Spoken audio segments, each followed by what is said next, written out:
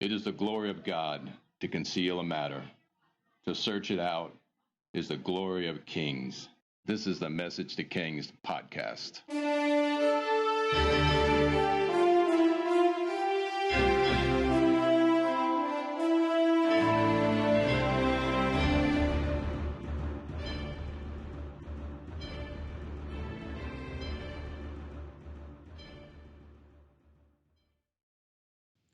Episode 329, The Parable of the Laborers and the Harvest of the Ages.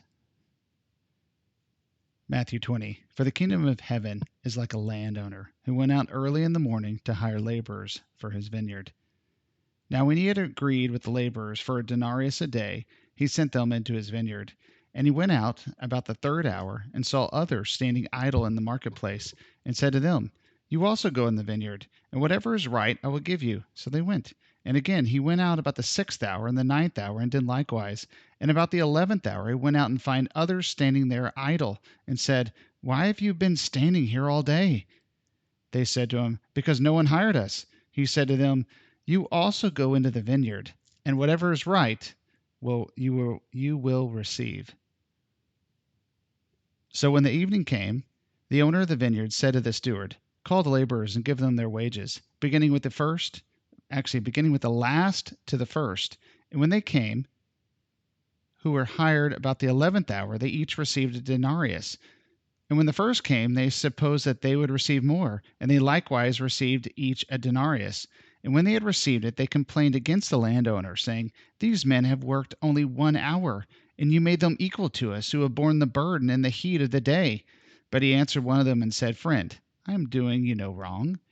Did you not agree with me for a denarius? Take what is yours, and go your way. I wish to give to this man the same as you. It is not lawful for me to do what I wish with my own things? Or is your eye evil because I am good? So the last will be first, and the first will be last. For many are called, but few are chosen. So that guy complaining sure sounded like the older brother in the parable of the prodigal son, right? I mean, he's just complaining. And I like what Jesus said, Or is your eye evil because I am good? Is it not lawful for me to do what I want with my own things? I paid you what I said I would. So he tipped the last, put it this way, he paid per hour way more for those who came at the end than those who came at the beginning. And you could probably consider that like your work day, someone showing up at the very, very end of your work day and your boss still pays them the same amount of money. In a normal work standard, that would be, just not good. But Jesus is making a point. And why would you have to hire people 1, 2, 3, 4, 5 different times? Because it's harvest season. That's the point. It's the end of the age. The harvest is great. There's billions of souls being saved at the end of the age. I've been studying Revelation, and the harvest, the soul. It's going to be awful. The judgments, the martyrdom, the manifestations of the devil, and all those things. It's going to be absolutely terrible. But there's a harvest after harvest after harvest. It's unbelievable. Yes, there's a rapture, but every time I read it, I see more people getting saved and saved and saved. And these masses of people, whether they're either martyred or they're called up in the rapture, it's a gigantic harvest. It's innumerable, it says. As dark as the world gets towards the end, his grace is going to be even more so. And there's going to be billions who come into the kingdom. And that's what we're looking at here. I mean, that's what we're looking at. It's the outpouring of the Spirit, which happens according to, Joel 2, Acts 2. But it's the first miracle. It's the water into wine. And he said, you saved the best for last. And if you can, go back and listen to that podcast, because it speaks to the end time harvest of souls. There's no other reason why you would go back for more people and more people. You have a lack of laborers. And that's actually what Jesus said. Pray for the laborers to be sent into the harvest fields. That's what's going on here. Like there's not enough laborers, but their harvest is so great that he's got to go back 5 different times. And it's fascinating to me is about the 11th hour. He went out and found others standing idle. Idle is quite comparative to the language used to the Laodicean church, which many say is today. Why have you been standing here idle all day? Well, I don't know how he was standing there. They were missed the other 4 times they were called. And they said no one hired us. So maybe there's a suggestion that the end time harvesters in the 11th hour are quite like David's men, the rejected, the broken, the bankrupt. You know, the rejected, the broken, and the bankrupt are the ones who will be called for that 11th hour harvest. I wouldn't be surprised. And it's ended this way. So the last will be first and the first will be last. That's comparative to the language of the rich young ruler or the character of Jesus in Matthew chapter 5, Sermon on the Mount. Those who go lower will go higher. The humble, theirs is the kingdom. The meek will inherit the earth. Then there's Jesus when he sends out the disciples back to that where they said send out laborers into the harvest field. The disciples actually pray and they become the laborers. They come back, they're celebrating that they're actually doing miracle signs and wonders, and Jesus says, don't do that. Celebrate that your names are written in the book of life. So here's the interesting thing about this laboring.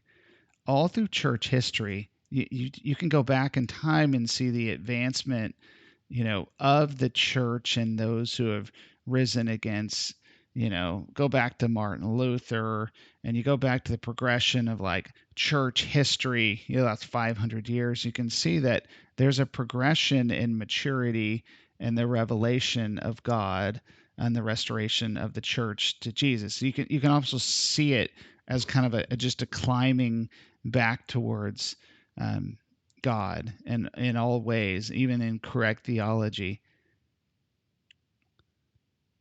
But that was hard work. You can look at the martyrs throughout history. The hard work is the prayer, the intercession, the birthing in the spirit of the things of God. Harvesting is not the hard work compared to the hours and hours of prayer that people do. That's the hard work. That's the preparation of the soil so that a seed could be planted. And the harvesting is a quick extraction of the fruit of the vine. That's the easy work compared to all the diligence that has to happen for crops to bear good fruit. And harvests are instant. I mean, it comes up, it must be harvested in a window of time, or the fruit can actually go bad. And the 3rd hour, the 6th hour, the 9th hour. In some ways, those are considered the ones that had to work a lot harder. Their work was harder in the spirit. The 11th hour, the one who gets to pray with someone in their final hours, the one who gets to pray the salvation prayer, that's a miraculous moment, and it seems like a trophy moment when you could pray a salvation prayer with someone. But what about the grandma who prayed for her grandson for 30 years? She did the hard work, right? But the street evangelist who brought him to the Lord doesn't know the backstory. The hard work was done by grandma in the 3rd hour, all the way to the end. And that's why one can't be cynical. You can't be like that older brother in the prodigal son story.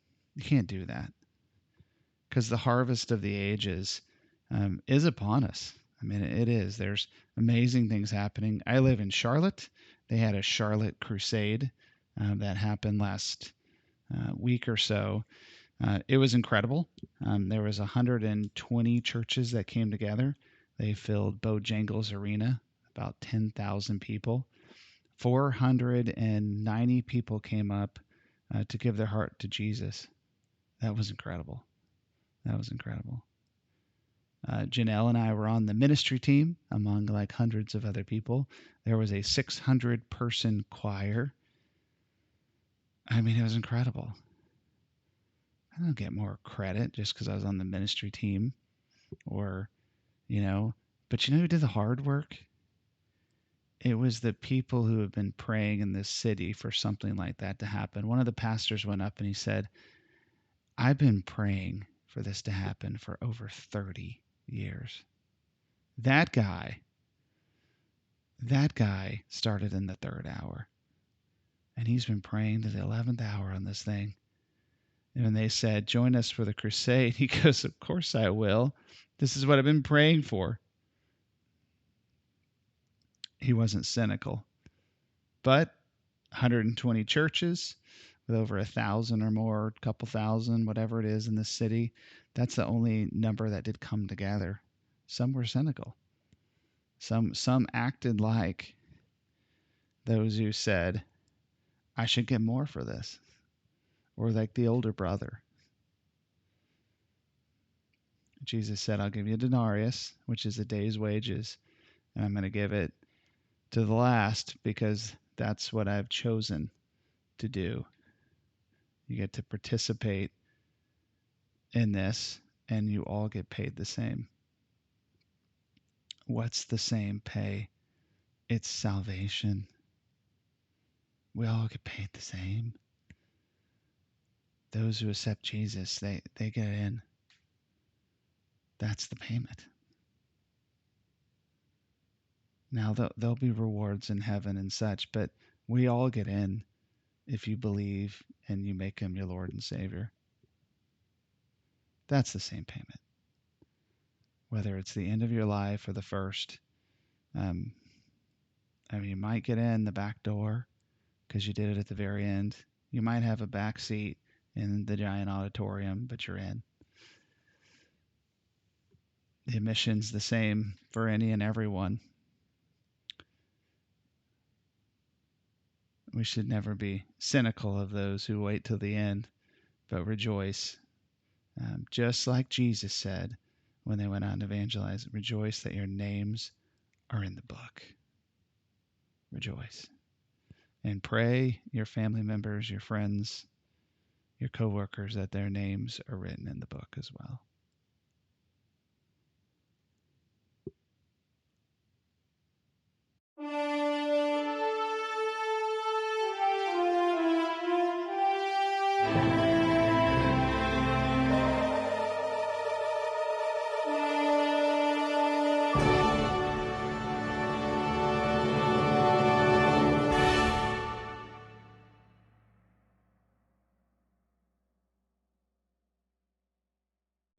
Thanks for joining us for this episode of Message to Kings. Feel free to check out the website, messagetokings.com, or if you want to chat, email us at messagetokings@gmail.com.